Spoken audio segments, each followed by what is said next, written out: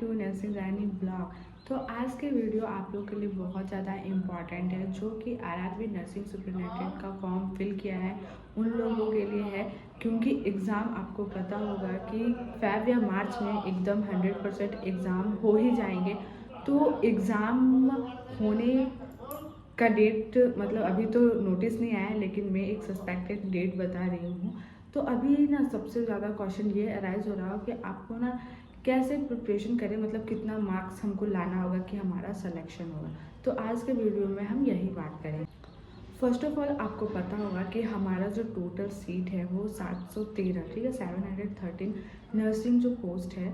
और अगर उसमें बात करें कि कितने मार्क्स का डिवाइडेड है, मतलब सब्जेक्ट वाइज, तो आपका ना 100 क्वेश्चन है, ठीक है। और पर क्वेश्चन एक मार्क्स का आपका है, मतलब 100 मार्क्स का 100 क्वेश्चन है। और दो पार्ट में डिवाइडेड है, नर्सिंग और नॉन नर्सिंग। नर्सिंग का आपका 70 क्वेश्चन रहेगा और नॉन नर्सिंग का 30 क्वेश्चन। तो अब बात करेंगे नर्सिंग में हमें कितना मार्क्स लाना है और नॉन नर्सिंग में कितना मार्क्स लाना है कैटेगरी वाइज, तो आपका सिलेक्शन हो सकता है। फर्स्ट ऑफ ऑल बात करें कि जैसे आपका नर्सिंग है उसमें आपका ना 70 मार्क्स है और नॉन नर्सिंग में आपका 30 मार्क्स है। तो ना नॉन नर्सिंग का क्वेश्चन मतलब एक तो बात है, आप कितना भी पढ़ लो लेकिन 30 का 30 मार्क्स तो आप नहीं ला पाओगे, ये 100% है। अगर आपने बहुत अच्छा प्रिपरेशन किया है तो आपका 20 to 25 आपका मार्क्स मतलब जा सकता है। और शिफ्ट वाइज होता है, तो किसी में थोड़ा सा स्ट्रिक्ट क्वेश्चन पूछेगा, किसी में नॉर्मल क्वेश्चन पूछेगा। ये अगर देखा जाए तो नॉन नर्सिंग का आप ना कितना भी पढ़ाई कर लो, मतलब सारा तो सही नहीं होगा, जैसे मैंने पहले बोला। और उसमें आपका अगर बोला जाए तो हर कोई 15 क्वेश्चन मैक्सिमम, मतलब 12-15 क्वेश्चन तो हर कोई बना ही सकता है। वो तो डिपेंड करता है अकॉर्डिंग वाइज, थोड़ा नॉर्मलाइज क्वेश्चन भी रहता है शिफ्ट वाइज, किसी किसी में थोड़ा टफ भी पूछ देता है। तो और अगर बात करें नर्सिंग क्वेश्चन का, नर्सिंग, तो आपको पता है कि अगर बहुत ही ज़्यादा अगर अच्छे से सब तैयारी करके गया तो 25 मतलब 22 से 25 क्वेश्चन लोग सही बना सकते हैं। 30 का 30 तो सही नहीं होगा, बाकी अगर थोड़ा कम पढ़ के गए हैं तो उनका मतलब 12-15 क्वेश्चन सही हो सकता है इस टाइप में।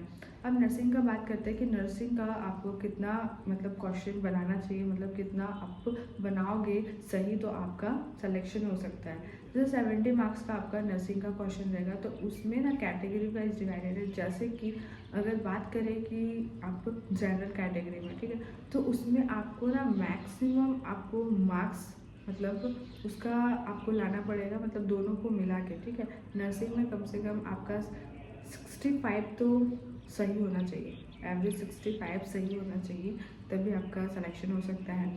अगर आप ओबीसी का बात करें तो वैसे ही मतलब 65 के अराउंड, मतलब 65-68 जनरल और ओबीसी का आ जाएगा। अगर एससी कैटेगरी का बात करें तो आपका अगर 55, ठीक है, 55 अबव अगर आपका सही है तो आपका सिलेक्शन हो सकता है इसमें। और अगर आपका मतलब सिर्फ कि नर्सिंग का मैं बोल रही हूँ, और अगर एसटी का भी इक्वली 1-2 मार्क्स का डिफरेंस है, बाकी सेम ही होना चाहिए। अगर टोटल हम नर्सिंग और नॉन नर्सिंग का बात करें तो जैसे कि जनरल कैटेगरी में उसमें आपको ना मैक्सिमम जो मैं बोलूँ कट ऑफ आपका एवरेज 75 मार्क्स तो होना चाहिए, 75-78 के एवरेज में मतलब आपका मार्क्स आना चाहिए, तभी में भी आपका सिलेक्शन होने का चांसेस है। मैं हर जोन के बारे में बता रही हूँ, किसी जोन में ज़्यादा भी हो सकता है, किसी जोन में कम भी हो सकता है, ये मैं मतलब श्योरिटी से नहीं बोल सकती हूँ। ओबीसी का भी आपका अगर बोला जाए तो मतलब 65-68 के अंदर आपका मतलब टोटल मार्क्स आना चाहिए। अगर जनरल मतलब एससी कैटेगरी का बात करें तो आपका 65 प्लस मार्क्स होना चाहिए, एंड एसटी का भी।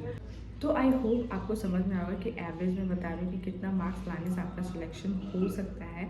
इससे ज़्यादा ही लाने का, इससे ज़्यादा भी बहुत किसी का आ सकता है या कम भी आ सकता है, क्योंकि जैसे हम लोग का ये 713, ठीक है, 713 सीट का हम लोग का नर्सिंग का जो नर्सिंग सुपरिटेंडेंट का पोस्ट है, उसमें से कम ना 1500 बच्चा को वो सेलेक्ट करेगा। और उसमें से फिर ना डॉक्यूमेंट वेरिफिकेशन में फिर वो हटा के मतलब 713 लोगों को ही लेगा।